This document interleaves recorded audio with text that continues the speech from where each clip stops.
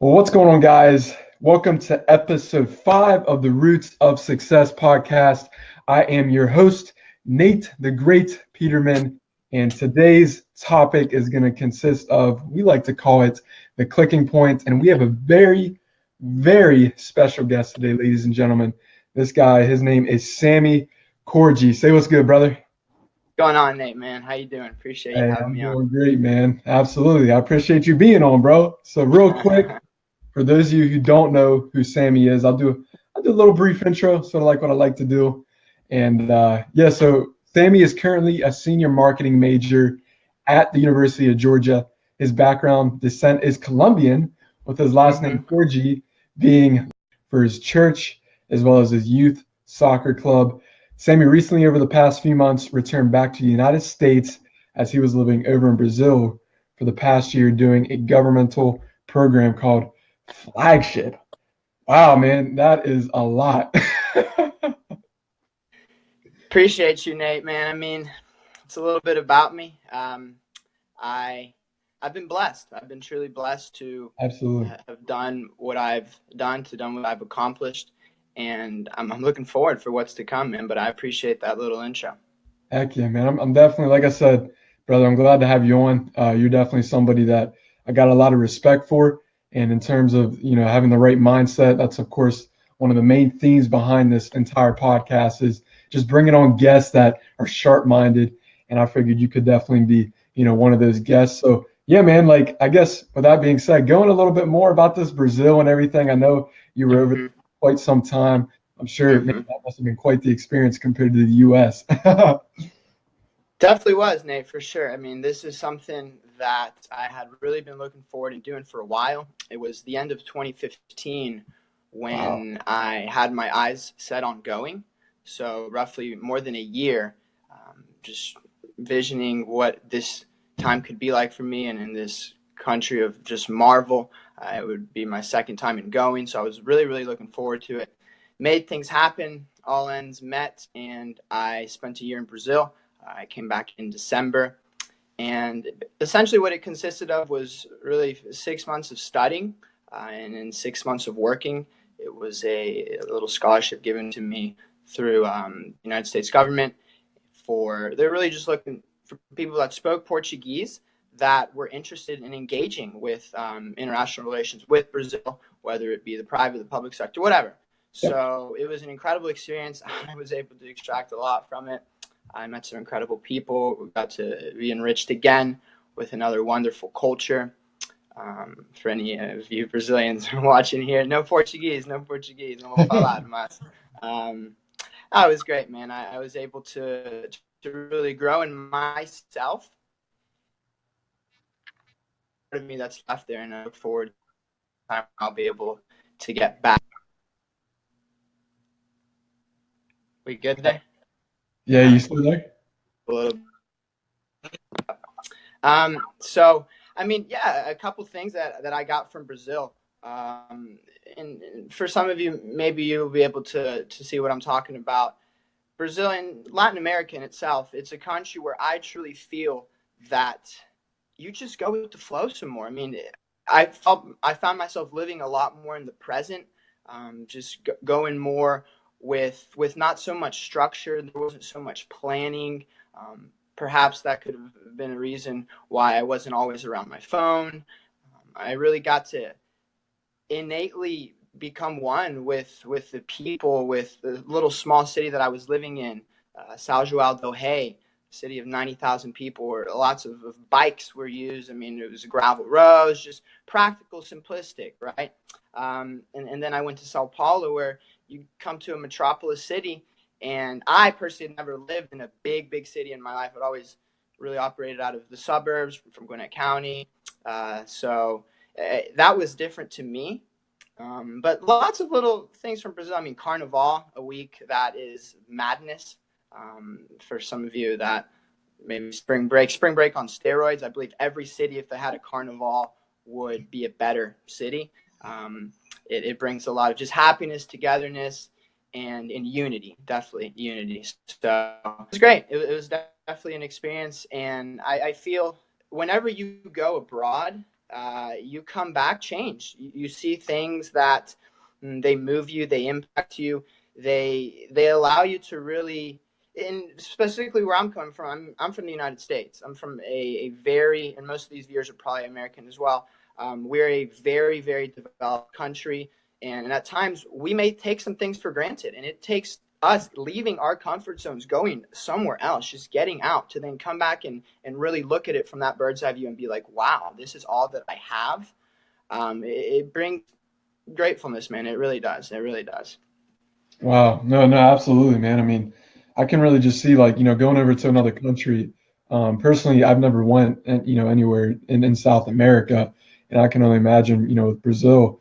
I mean, when you think about it, I mean, Brazil is one of the poorest countries, out there, and it's definitely something I'm sure in terms of experience, that's like no other. And I mean, I look at myself last year, I went over to Europe, and that was quite the change. But, going over to Brazil, wow, I can only imagine, some Mm-hmm. of the sights and just some of the, of course, like living conditions and everything that, you Mm-hmm. had to go through and just sort of experience. So I guess a question for you, Sammy, like what's one of the biggest things, over in Brazil in terms of, I'm sure, education, of course, is different over there, but what's one thing that they might not necessarily have over there in Brazil compared to like what we may have in the United States that we take for granted? You know what I mean? Mm-hmm.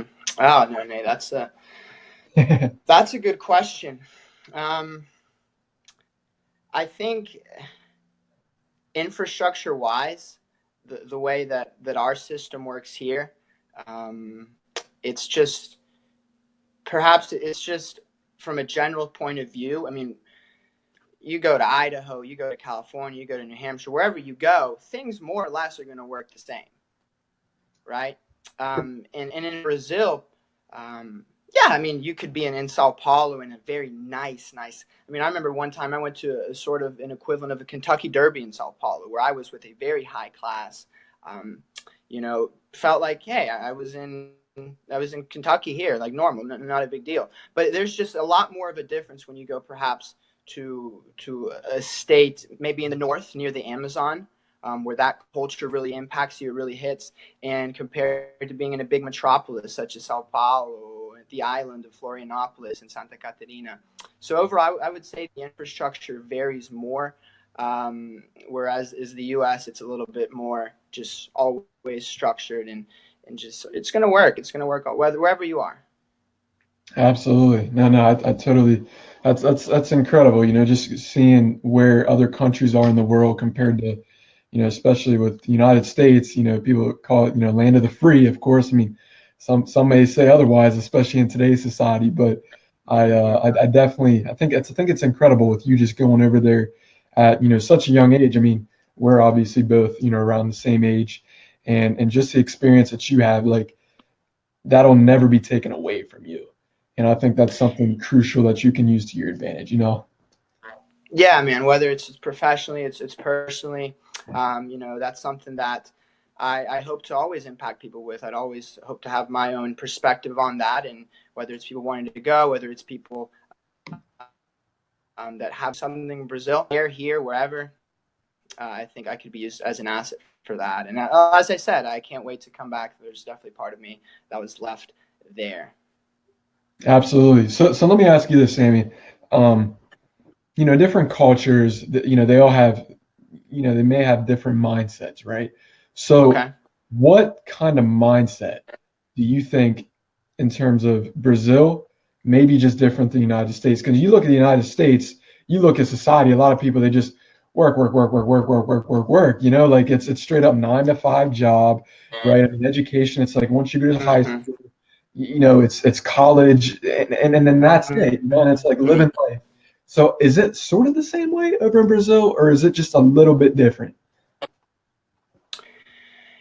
Man, I was there for a year, so that's really only what I have to go off of. Mhm. But here, everything seems to be just more planned. There, it's more. easygoing. The best example I can give you here is a Sunday. I take a Sunday, for example. At times, Sundays in the United States, they're pre-Mondays. We're getting everything ready. We're structuring everything out for the week, whether it be for our jobs or with our families, maybe going to the grocery store, always going to church at this certain time. And in Brazil, dude, you could, good luck making plans on a Sunday. I'll tell you that much. I mean, you'll get stuck in a conversation with someone. It'll take hours and you won't want to go anywhere else. You won't want to go anywhere else. So the idea of time is a little bit different, time orientation. And that's what makes countries who they are in essence. I think that's something, it's not a good thing or a bad thing. It makes traveling interesting. I mean, imagine if you were to travel and everything was the same. What would be the point of traveling, right? Yeah. That is one huge differentiator for sure.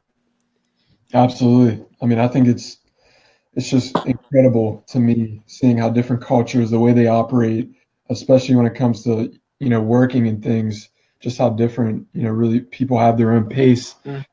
You go to a bigger city like New York or even Atlanta, close to where you're at, and you compare that to, somewhere where I'm from. I'm from a town called Chambersburg, Pennsylvania, and there's a bunch of farms and everything out here, and the Mm-hmm. pace and the way people communicate is Mm-hmm. much more Different. different. You don't see people like, hey, what's Yeah. up?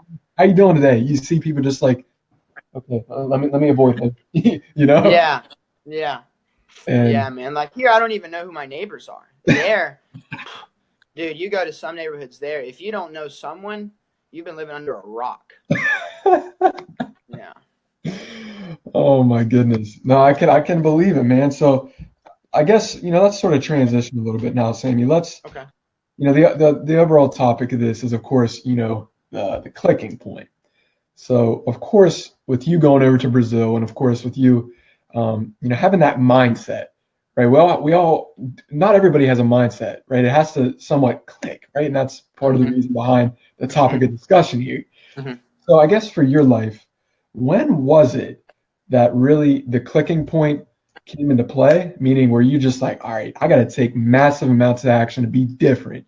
When Mm-hmm. was that point in your life where that clicking point just came into play and said, Sammy, now is the time. We're not going to wait. Let's just Yeah. go. When did your mindset completely shift? Mm-hmm. 3.5 years ago, when I transferred to the University of Georgia, and I had the tough decision of quitting collegiate soccer, that's when my click happened.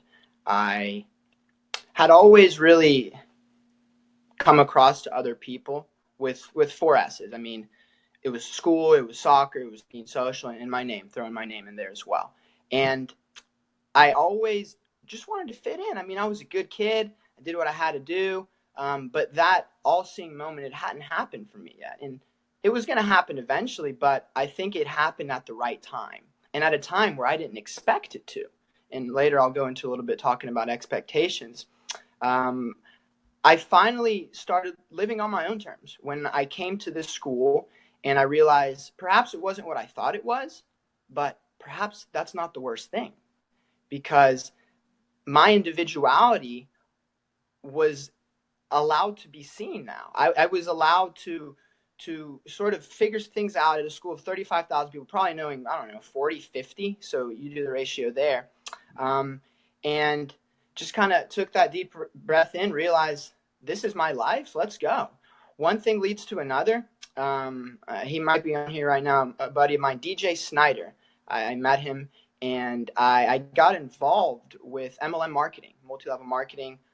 Maybe some of you have heard of this company called Vima.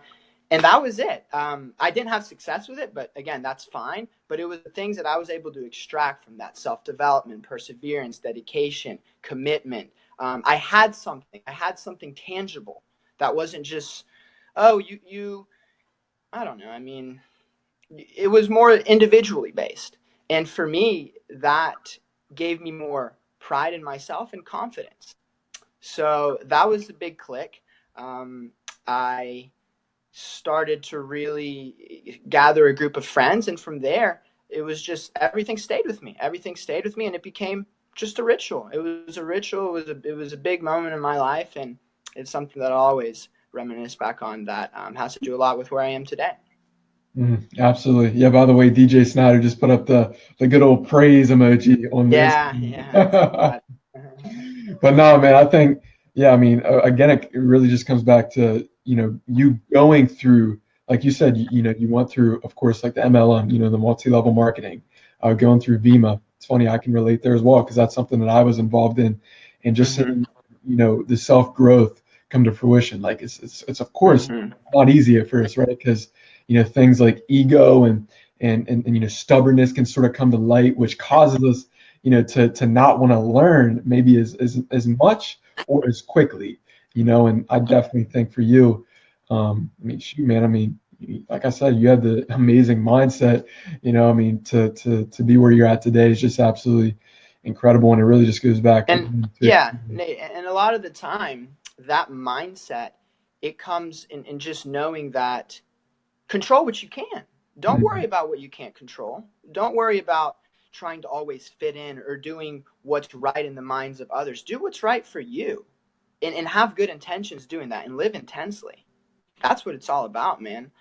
If you can have that clarity, you're in for a very, very prosperous future. And that's, I've learned that from others. I didn't innately have that. It's part of the process. It's part of learning that. It's part of not saying, oh, this is the final destination. This is where I have to be. If I'm not there now, then what's the point? Am I going to complain? Am I going to whine? Am I going to shy away from truly being the person that I can be and working on that process? Because it's going to take time. It's going to take the hustle. You know about the hustle. You surely know about the hustle, man. Yeah. But man, that's really what it comes down to. So I love it. I love where I'm at right now, and I love being on here. No, absolutely, man. You're right. Hey, we got comments coming in, Pierre, saying, "What's up, my man? Yo, what's good, Pierre? Appreciate you tuning in." And then again to DJ Snyder, appreciate you being in here, guys. It's muchly appreciated. So, Sammy, I guess let's Yeah, let's talk let about. me. Yeah. Let me segue into a couple of points that really came from Okay, this yeah, click, sure. right? Yep. Um, two specific stories that really turned into lessons for myself, and perhaps they could be useful for the audience here. Um, one is failure, and the other is expectation. So let's Mhm. start. Let's start with this failure one, as it recently just happened, Yeah. probably back in July. Yeah. So I'm going through this transition of leaving my studies at this very small city in São João do Rei, and about to start an internship. Where? I don't know, right? But I was knocking on doors. I was reaching out to some companies. It's funny I said knocking on doors very casually. It's a lot where it comes up from the story. But Yeah. reaching out, trying to call, email. I was looking for more of a startup feel. I wasn't looking big corporate. I wanted to just be something different, right? Get a different sort of feeling for something I didn't know about. Yeah. Um, Turns out we are in Sao Paulo, and for some of you that don't know Sao Paulo is the biggest city south of the equator population wise, has its own state, roughly 14 million people. Um, Perhaps more skyscrapers in New York City to give you an idea. So we're out there in this city, and I take it upon myself because I was really the only one in my group that was looking for this sort of startup feel. I take it upon myself to go and look up addresses of companies to see where they're located and go from Uber to Uber to Uber to Uber to Uber to these different companies, suited up, had a tie, suited up, Wow. hair was a little longer, but maybe had the shades on. And man, I knew I was probably getting myself into something that was maybe the largest step out of my comfort zone than I had ever done. Mhm. One, I was nowhere near fluency in a language. Two, I had no idea what to expect. Three, I didn't know who I was going to talk. I didn't know how the process was going to work. So what ends up happening, Nate, is I knock on six doors. I get rejected at five, but I get accepted at one. Mhm. And that, to me, taught me a lot about what failure is, of what not shying away from failure is. We're all Absolutely. going to fail. Mhm. We don't live in a utopic world. None of us are perfect. It's None true. of us are perfect. And we need to know that first. Yeah. Um, And I was fortunate enough to have that mindset. And you have to be confident in knowing that if you fail, it's okay. Because I mean, you learn or you fail forward. You're not going to lose. You have to try. You have to try, and that's something that I really did there. Turns out the second company that I knocked the door on, that was the one I accepted. That was the one that I worked for 4 months. It was a startup consultancy. It was great, and it was so natural in the way it happened. And that's what truly resonated with me. The course of action which I took, and in which perhaps it was startling to the other person on the other side of the door, but he respected what I was doing, and that understanding was made. And man, that says a lot. So failure in itself, it's a huge lesson to know. And once you do, again, baby. Wow. No, for sure, man. I mean, I look at failure, and that's the thing. Most people, they're too scared to try to even fail. You know, Mm-hmm. they're so stuck on the fact, oh, my mom or my dad, they're gonna criticize me. My neighbor, my best friend's gonna criticize me. You know how it Yeah. goes. Like, they're so scared to fail, and they just don't even try. But for the ones that do try, let's say they fail. When they fail, it's like, oh, I got a little bit uncomfortable. Just because I got a little bit uncomfortable, I'm not gonna try ever, Yeah. ever Yeah. again. Like, I'm just gonna give up. Yeah. You see it all the time, right? Yeah. Yeah, dude. You simply eliminate an option that was never going to work and you make it easier for yourself. It's a win-win. Yeah, straight up. I mean, like you said, it's a win-win. Like, and It's that's the thing. The thing that separates the greats.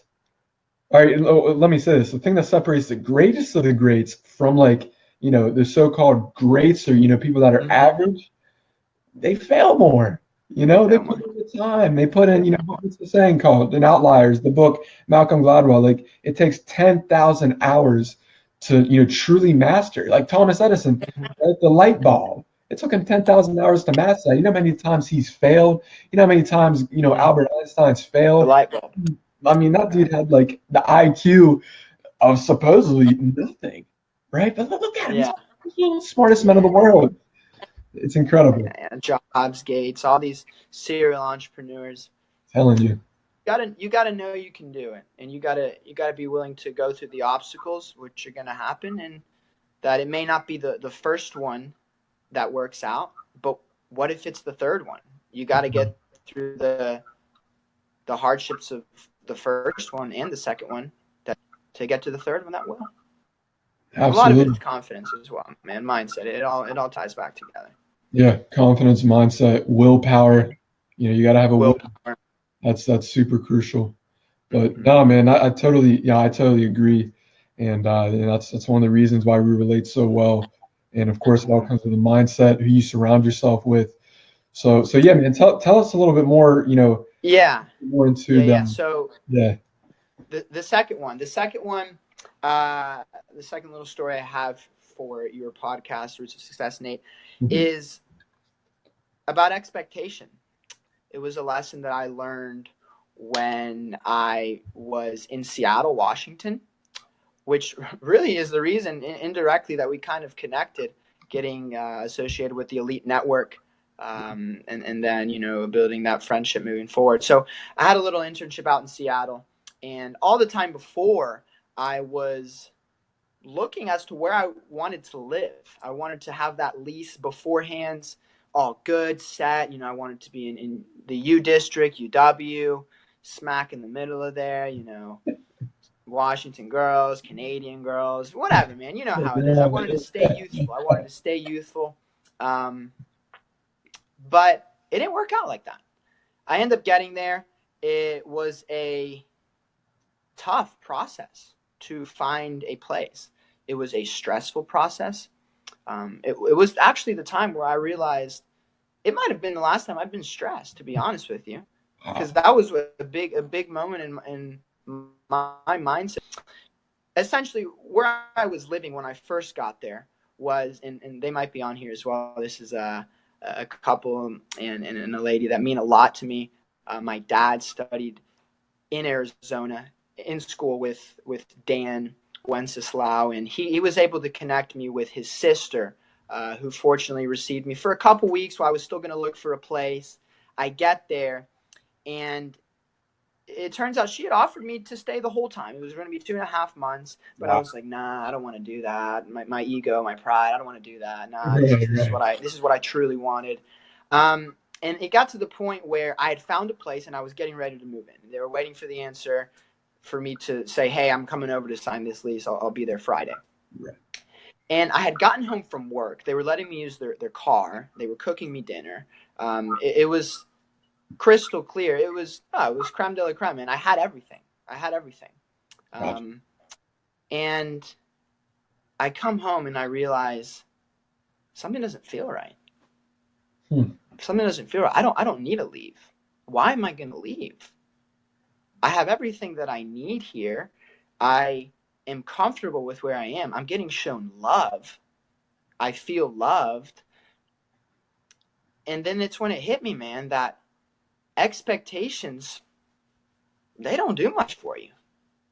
They don't really do much for you. I mean, you got to supplement that with appreciation of what you have, where you are, what you're doing, what you're capable of doing, where you're capable of going, and let the rest play itself out.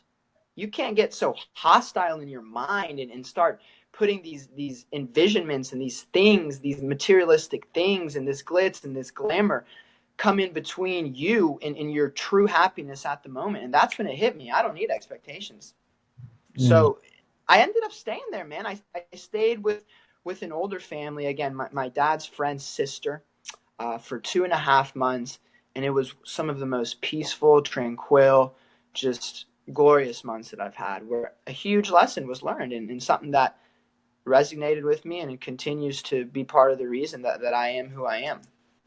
Wow. No, absolutely. I love that story, and a lot of people they would get twisted up and more of, I guess you can say, like their ego, and of course, back to stubbornness and things, and just, with you sort of highlighting over your story and just telling that, it definitely goes to show, like, who your true character is at the end of the day. And, a lot of people, they get caught up in those things. They get caught up in, whether it's the bling bling, they get caught up in, the cars and I mean, drugs, to say the least. And it's a shame, man. And I think, especially in this day of age where things are just so easy, accessible to really get, I think, of course, having like that, again, it all comes back down to that, having that mindset, having that right head, on your shoulders. And of course, who you surround yourself with.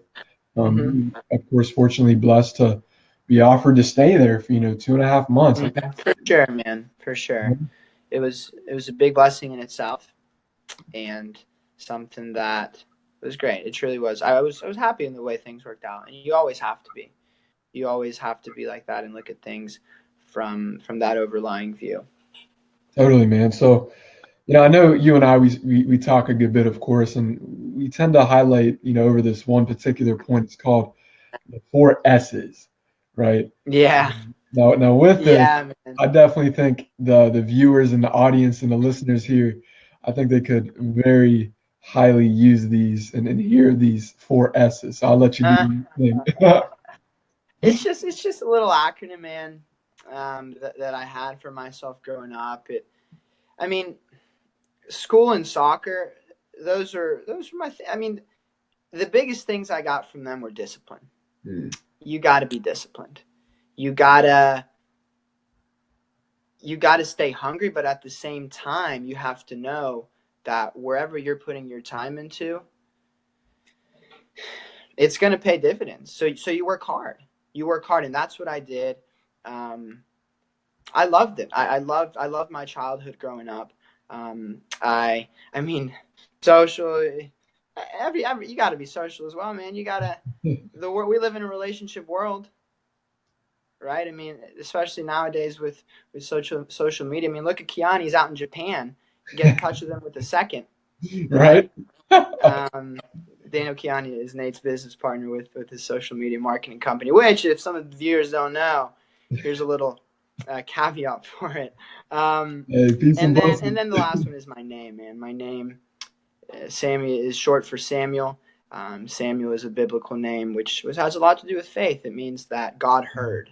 So that for me is imprinted in my heart, and it has a lot to do with my personality and who I am, and it's something I definitely don't take lightly. And in faith in itself, Nate, I mean, we've talked about it before. To me, faith is such an important factor in my life because it's something that you don't know what's going to happen. You don't know what's going to happen tomorrow, Wednesday, and in 50 years. But faith is believing that everything is going to be fine. You gotta focus on the now, and although you can't see it, relax, be happy. I mean, we've been given such a blissful life from the Lord, and I'm strong in my Catholic beliefs. I pray often. I mean, I have a little prayer that my mom told me when I was younger that I've memorized, and I say every single night. To give you an idea, maybe my mom's on here, but yeah, man. I mean, that's what it comes down to. Yeah, faith is super important. And I think, of course, faith means something different to everybody, right? I mean, of course, there's different beliefs out there. We're not going to get too deep into it, but Yeah, I, yeah. I know I can. You got. I just feel like you have to believe in something. You Right. have, regardless of your religion. I'm not going to sit here and put discrepancies on religion and say this one's better than that one. No, because who am I to say that? Who am Yeah. I? I'm one human being of 7 billion. Who am I to say that? Who am I to judge? But I just truly feel like you have to believe in a higher power. I truly do. So No, absolutely, man. I think we just get so caught up in, the everyday lives and we don't look at the big picture, right? We just focused on the now, right? We don't focus on, okay, where do we want to be? What are some goals that we want to hit and things like that? And, where do we want to, be in 5 years? Where do we want to be in 10 years? And that right there, just planning and of course, having the necessary, um, tasks to go through. You're going to go through obstacles. You're going to go through, hurdles. That's part of the journey, right? yeah, and you can't get overwhelmed. You can't get overwhelmed. And for me, that's what faith allows me to do. It keeps Absolutely. me intact. It keeps me intact. Absolutely, man. Well, yeah, faith is super important, as I'm sure you all can, of course, see. And yeah, man, I just sort of wanted to, transition into I like to call it the little questionnaire that I Mm-hmm. do on the roots of success. Basically, Sammy, I'm going to ask you 3 questions from the scale of 1 to 50. You're going to pick the numbers. Of course, they're randomized, but I know people and how they think psychologically. Okay, The okay, numbers Nate. that I feel like people will pick, I will for sure be sure that it's a question that's gonna stump you. So yeah, Let's man, go go. ahead, brother. Let's start with 13. I was thinking about 13 today. Let's go. Let's go 13. Oh, this is gonna be a good one. When did you last cry in front of another person Wow. and then by yourself? Wow, man. Yeah. That's a question and a half. Hey, let's be honest too, bro. You feel me? Um, okay, so answer both of them. Yep. Mm, visibly in front of others Yep. when I got back from Brazil, probably. Mm, Um, I was filled with a lot of emotion. Not only just seeing, my parents, but also that I was back. I'm back to my life and I'm back home, and everything happened safely for me there. My health, and I was enriched. There was a lot going through me, but that was a good enough reason to cry. I think crying is great. When you need to cry, you can't hold yourself from crying. You can't hold. And then by myself, man. I mean, I've done it. I've done it, and I don't right. think it's a bad thing. I'm not going to shy away from it. But Yeah. when Nate, man, probably in the last 5 months somewhere. Hey, I got Probably, you. probably. You ever watch one of those movies and it's just like, man, I can't hold it in. You feel me? Like I'm about to just lose it. Yeah. Well, here, I'll tell you when I got a little teary eyed, man. I tutor Yeah. some kids at a community called Oasis here in Athens, and I'll be quick. Okay. It's essentially it's a community of a Hispanic community, something that I'm very, very close with my roots, of some undocumented citizens. And these kids, they have tough, tough situations, man. And I came back, and some of them were gone. Some of the kids that I had tutored in 2016, they were gone for one reason or another, and that was tough for me to really grasp, because I had built relationships with them. So that was an emotional moment. Wow. Absolutely, man. Yeah, those relationships. I mean, that's something, that'll always be there. And for you to, I'm sure, see that. Nah, man, I totally feel you, bro. Wow. Hmm. Okay. Next question. Number Um, okay, let's go with 46. 46. Okay. What is your least favorite word? Mediocre. Mediocre. Okay. Yeah. How come? Right. Right on. Why? Yep. You're bland. You're not doing anything. Mediocrity is Mm, limiting your own powers. Um, you have a life. I mean, look at the possibilities that could have gone wrong for you not having a life. How are you going to live mediocre? It doesn't make sense. So it's a lot of it for me. It's being an activist. It's being active. It's taking action. It's having a vision. It's with impact, and just again having good intentions. So mediocre is a word that I don't really like. yeah, yeah, totally. No, that's great. And then your last number. Make it a good Five. one. There we go. What? Five. Oh, Five. okay. This can be a good one. If you could change anything about the way that you were raised, what would it be? Hmm. Are we going deep on you? That's a good one. Um, You could I change. think I could have done it. No, I mean, my parents raised me and such. I have no complaints whatsoever in the way that my parents raised me. But I personally think that I could have embraced my heritage more, my culture, my blood. Um, I think that at times I would shy away from perhaps speaking Spanish in public, right?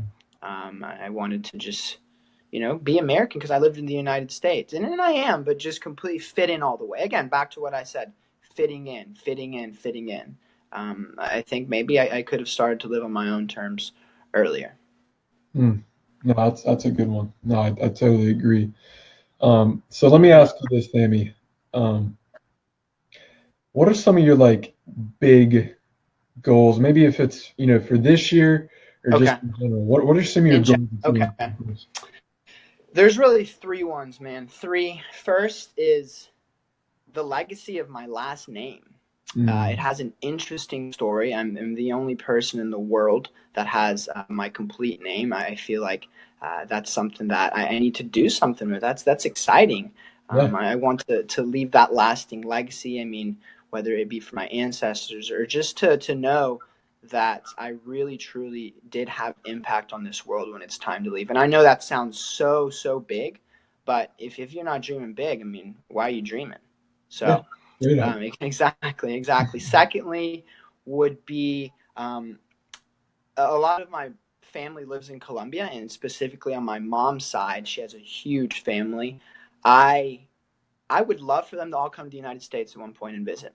And I want to take that upon myself, perhaps to make that possible. To make that possible, I'm helping out in whatever means, or just being that connector. So we'll see. That's something that it's always interested me. And thirdly, is I want to help the water crisis in the world.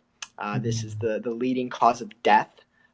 2 billion people in this world, 1 in every 11 people do not have access to clean drinking water. Let that sink in. Let that sink in. Let that keep sinking in. It's the leading cause of death more than war. That's a problem, and not a lot of people don't know that. I want to bring awareness of it. I want to act on it, and I truly do want that to be one of my missions moving forward. Wow. No, that's incredible, man. I mean, those top three that you just sort of went through, and of course, yeah, even myself, I didn't even realize, Yeah, yeah. one was wow. Mm-hmm. That's incredible. And it's funny, we got some comments coming in, Colombian flag and everything. So people must know you, my man. You over here being Yeah. this far. Oh man, no, that's incredible, bro. But yeah, I Well, think let me quickly say three ways people yeah, could reach out to me just with interests or anything. We could you know, connect. Firstly, anyone Latino that is looking for some empowerment, I have connections as far as that goes. My good friend Rafael Maldonado, I don't know if he's on there. He's one of my friends doing big things. This is something that I'm interested. I'm interested in raising more awareness for out that Facebook. If anyone just wants to know more facts or wants to brainstorm mastermind a little bit more, Nick to share, another good friend of mine, might be on there. We're in big talks about that. And then thirdly, man, is Brazilian startups. I worked in that market in Sao Paulo. I have 5-6 little startups looking to have some traction in the U.S. If anyone is interested in that startup entrepreneurial field, bring something to the United States soil, please feel free to reach out as well. you heard the man. Reach out to him on Facebook and as well as LinkedIn. I also provide the links, of course, in the description, so you can, of course, reach out to Mm-hmm. Sammy. He's very responsive. He'll get back to you as soon as possible, of course. But real quick, Sammy, before we sort of cut ties here, for the episode and for the show, um, give us one. I'd like to call it the golden nugget. Whether it's something that we highlighted throughout, this episode, or just something maybe you haven't even, thought of to mention yet. What is one golden Okay. nugget you can leave the viewers with? Yeah, it's simple. Um, it's not about getting what you want. It's about becoming who you need to become, the process, in order to then get what you want.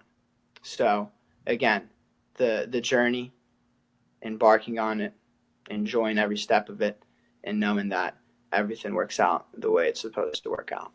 Absolutely, man. Well, ladies and gentlemen, you heard it from himself. The journey is everything. Sammy Korgi, I appreciate your time, brother. It means a lot. This concludes episode 5 of the Roots of Success podcast. Bye for now. Hey, Nate.